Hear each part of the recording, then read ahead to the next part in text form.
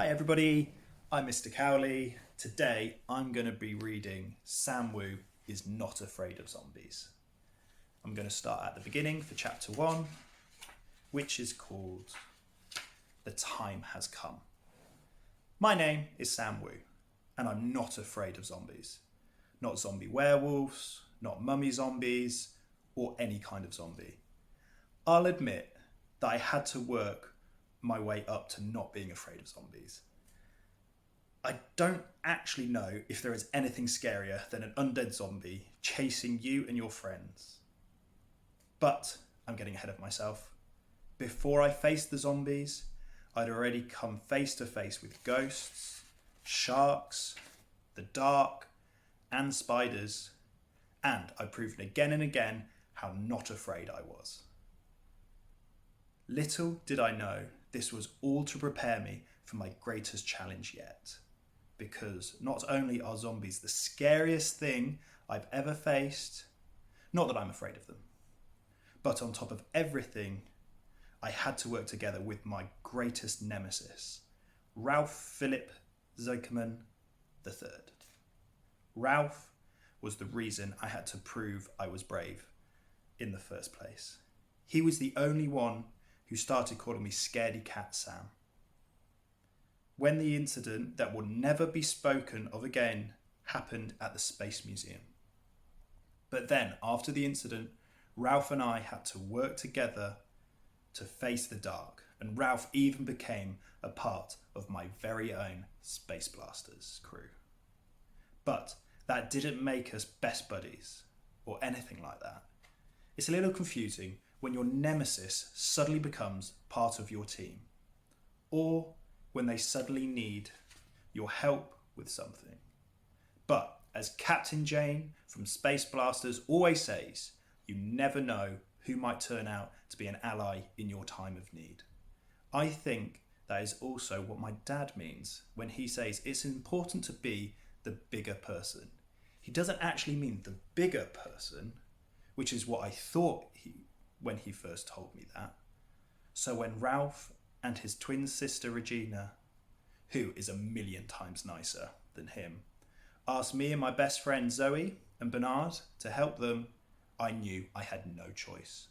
I had to do what Captain Jane and Spaceman Jack and my dad would want me to do. It was finally time to face the zombie werewolf. Chapter 2. Confessions of the Craft Corner.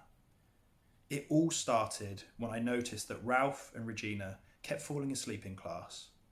Ralph might be my nemesis, but I didn't want Regina to get in trouble. So I threw a balled up piece of paper at her head to wake her up. It just bounced off and she kept sleeping. Regina, I whispered as loud as I dared. Nothing. Ralph jawed a little bit next to her. Regina, I tried again. No response. When our teacher, Miss Winkleworth, turned back to the board, I threw an eraser at Regina. Unfortunately, I don't have great aim. The eraser hit Ralph instead. Ow, he said, jolting awake and rubbing the back of his head. Regina must have heard him because she woke up, blinking sleepily. Ralph looked around and saw me staring straight at him. Then he threw the eraser back, way harder than I had. Ow, I said, as the eraser hit me on the nose. What's going on? Miss Winkleworth said, who had turned around just in time to see the eraser bounce off my nose. Ralph, are you throwing things? Sam Wu threw this eraser at me first, said Ralph.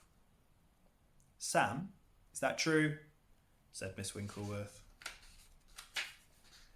I wanted to explain that it was because Ralph and Regina had been sleeping and I was trying to help, but I didn't want to be a tattler, even though Ralph had just told on me. So I tried to be the bigger person and just shrugged. It was an accident, I said. It just flew out of my hands like magic. Maybe it was a ghost, said Bernard, who always has my back. He is one of my best friends and is the smartest person I know. It's basically a walking dictionary. Exactly, I said. Miss Winkleworth, Exactly, I said, giving Miss Winkleworth my most serious face. Miss Winkleworth sighed. Sam, erasers don't just fly out of people's hands, she said.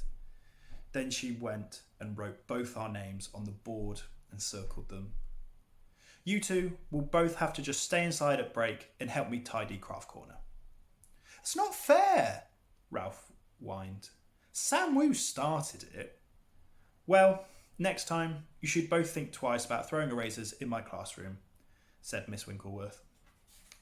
And that's how I find myself in Craft Corner with my nemesis, Ralph Zinkerman III. You should do the tidying, he said when Miss Winkleworth was at her desk going through some papers. It's your fault. I was trying to help you, I spluttered. Well, I was trying to help Regina, but you were asleep too. I could have told on you, you know. But I didn't. I held my head a little higher when I said this. I was not asleep, said Ralph. You were drooling. I do not drool, Ralph said with a snort. He's a master of snorts. You did, I said, and then I frowned. Why are you both so tired? Ralph sighed and sat down. None of your business, he said, as he held back a yawn. I'm not tired.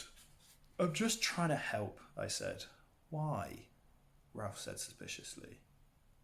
I had to think about that one. It was true. Ralph was my nemesis. He always made fun of me in front of everybody and called me names like Scaredy Cat Sam and Sam Woozer, which he thinks is funny because it makes my last name sound like loser. But even if Ralph wasn't always my friend, Regina was. And I had a feeling that whatever was bothering Ralph would be bothering her too. Plus, I'd learnt from Space Blasters that sometimes being a good captain is checking in on all of your crew, even the ones you don't like that much. Because we're in the same crew, I said. Ralph snorted. Like I said, he's the master of snorting, and rolled his eyes. That was one camping trip in the woods, he said, and don't think it means we're best friends or anything now, because we're not. Suit yourself, I said, and turned to organise some paintbrushes. I tried to whistle too, to show how much I wasn't bothered. But I don't know how to whistle, so instead, I kind of just blew air out of my mouth and hooted a bit. Why are you making train noises? Ralph said. You're so weird.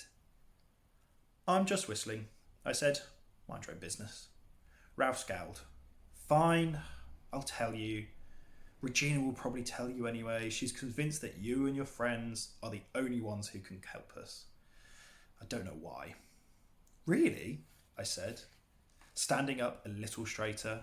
It was nice to feel appreciated. Ralph paused and then looked around to make sure that nobody could hear him. Do you remember what Regina said is trapped in our basement? I gulped. Ralph couldn't be talking about what I thought he was talking about. Could he?